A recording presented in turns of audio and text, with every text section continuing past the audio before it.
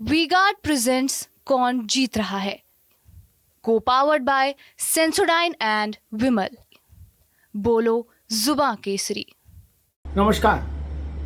नरेंद्र मोदी ने अपनी प्रधानमंत्री के रूप में तीसरी पारी में भी उत्तर प्रदेश से अपने मंत्रिमंडल में ओबीसी वर्ग को सर्वोच्च वरीयता पर रखा है।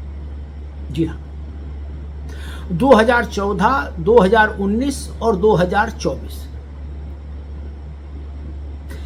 इन तीनों कार्यकालों में जो मंत्रिमंडल नरेंद्र मोदी ने गठित किया उसमें उत्तर प्रदेश से सर्वाधिक हिस्सेदारी भागीदारी अन्य पिछड़ा वर्ग को दी गई।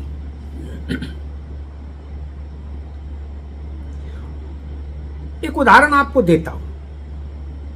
2014 में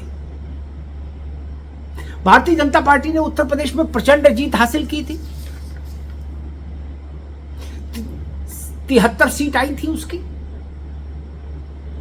और उस वक्त नरेंद्र मोदी के केंद्रीय मंत्रिमंडल में उनके समेत, मोदी जी के समेत 6 ओबीसी चेहरे शामिल हुए थे उत्तर प्रदेश से, 6। और इस बार 2024 में भारतीय जनता पार्टी की कुल सीट आई 33 यूपी से, और उस 33 सीट में भी प्रधानमंत्री समेत 5 ओबीसी चेहरे हैं केंद्र की सरकार जिन्होंने कल शपथ ली। सोचिए, सीटें 73 के मुकाबले आधे से भी कम हो गई भाजपा की। कहां 73, कहां 33। लेकिन मोदी ने अपने मंत्रिमंडल में ओबीसी की भागीदारी को यथावत रखा। 14 में 73 सीटों पर 5 ओबीसी थे, 6 ओबीसी थे, और इस बार 33 सीटों पर भी उत्तर प्रदेश से 5 ओबीसी केंद्र में मंत्री बने। ये एक महत्वपूर्ण बिंदु है, क्योंकि आबादी को देखिए तो सबसे बड़ी हिस्सेदारी आबादी में ओबीसी की, अन्य पिछड़ा वर्ग की, और प्रधानमंत्री चूंकि खुद ओबीसी वर्ग से आते हैं, इसलिए उनकी प्राथमिकता में ओबीसी हमेशा रहा। 14 में भी, 19 में भी और 24 में भी उत्तर प्रदेश की भी विवेचना करने के बाद अन्य जातियों का संतुलन लगभग वैसा ही है। 19 में भी 2 छत्री थे मोदी जी की सरकार में, राजनाथ सिंह और बीके सिंह। इस बार भी 2 छत्री हैं, राजनाथ सिंह हैं और कीर्तिवर्धन सिंह हैं गोंडा वाले।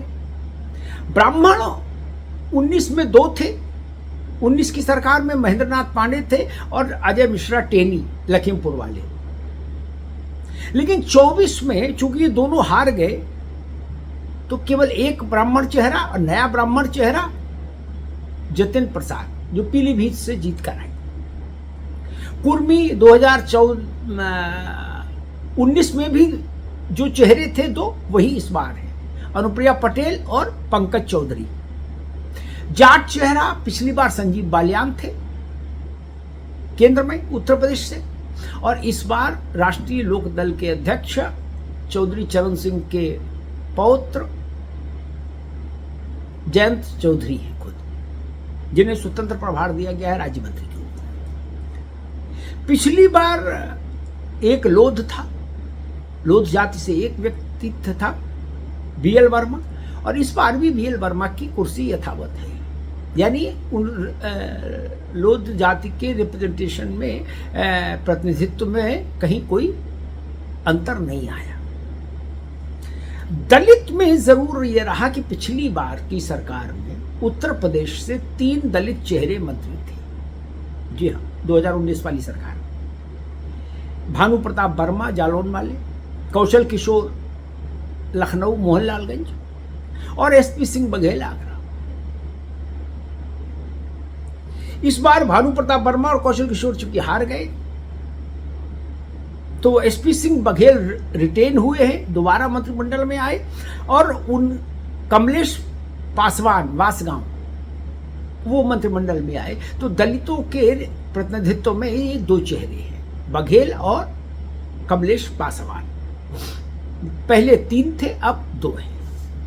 सिख पहले भी एक प्रतिनिधित्व था राज्यसभा से, जो हरदीप सिंह पुरी जो उत्तर प्रदेश से राज्यसभा के सदस्य हैं वो, और इस बार भी वो यथावत है।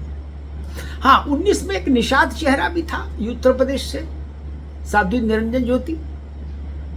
वो इस बार नहीं है क्योंकि निरंजन ज्योति चुनाव हार गए। 3 नए चेहरे हैं उत्तर प्रदेश के संदर्भ में। कोई केंद्र में बहुत बड़ा परिवर्तन नहीं हुआ, कोई बहुत बड़ा बदलाव नहीं है।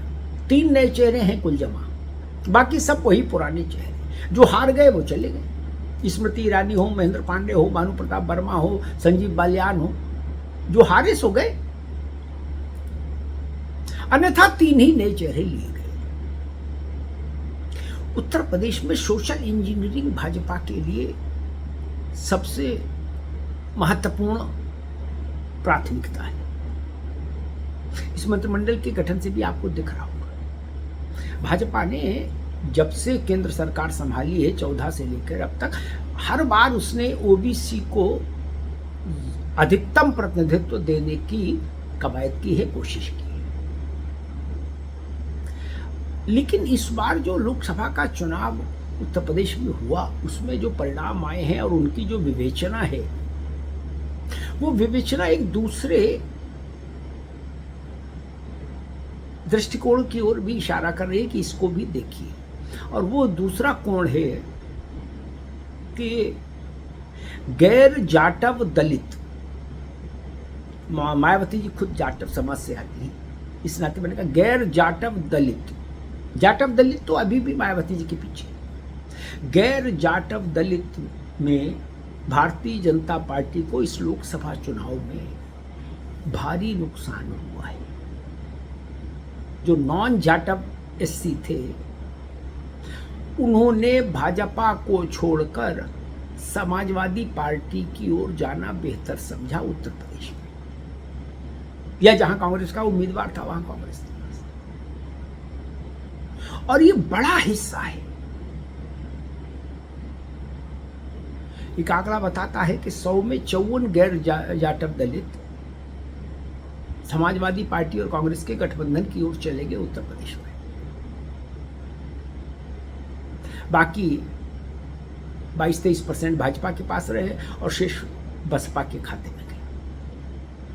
आधे से ज्यादा हिस्सेदारी गैर जाटव दलितों में गठबंधन ने कर ली, और उसी का परिणाम उत्तर प्रदेश के इस टैली पर दिखता है। तो उस दृष्टि से अगर आप देखिए कि गैर जाटव दलितों को पर कहां और कितना प्रतिनिधित्व है, तो इसमें 2 चेहरे हैं, एसपी सिंह बघेल और कमलेश पासवान। पिछली बार 3 थे। मुझे लगता है कि बीजेपी को उत्तर प्रदेश के इस ताजा मैंडेट को समझते हुए गैर जाटव दलितों में से कुछ और लोगों को स्थान देना चाहिए था उत्तर प्रदेश से, क्योंकि जो ट्रेंड दिखा है, ये ट्रेंड भाजपा के लिए खतरे की घंटी है।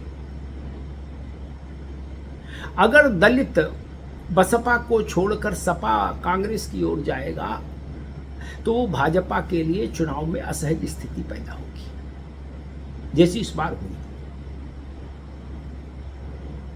बसपा ठीक से नहीं लड़ी, ठीक से लड़ी, ये प्रश्न अलग है। लेकिन अगर बसपा से छिटक रहा है वोट उसका, तो वो कहां जा रहा है, ये ज्यादा महत्वपूर्ण है। और वो इस बार का सांख्यिकीय विश्लेषण बताता है कि वो वोट गठबंधन के पास ज्यादा गया, इंडिया गठबंधन के पास। भाजपा से लगभग दुगना इंडिया गठबंधन में गया नॉन जाटव दलित। तो उस दृष्टि से अगर इस मंत्रिमंडल को आप देखेंगे तो एक अल्पता लगती है कि नहीं, इस बात का भी और बेहतर ख्याल रखा जाना चाहिए था। बाकी ओबीसी के मामले में भारतीय जनता पार्टी 14 से लेकर 24 तक निरंतरता में सर्वोच्च प्राथमिकता पर ओबीसी को रखकर चल रही है, जहां तक केंद्र सरकार में प्रतिनिधित्व का प्रश्न है। नमस्कार। वी-गार्ड प्रेजेंट्स कौन जीत रहा है, को पावर्ड बाय सेंसोडाइन एंड विमल। बोलो जुबां केसरी।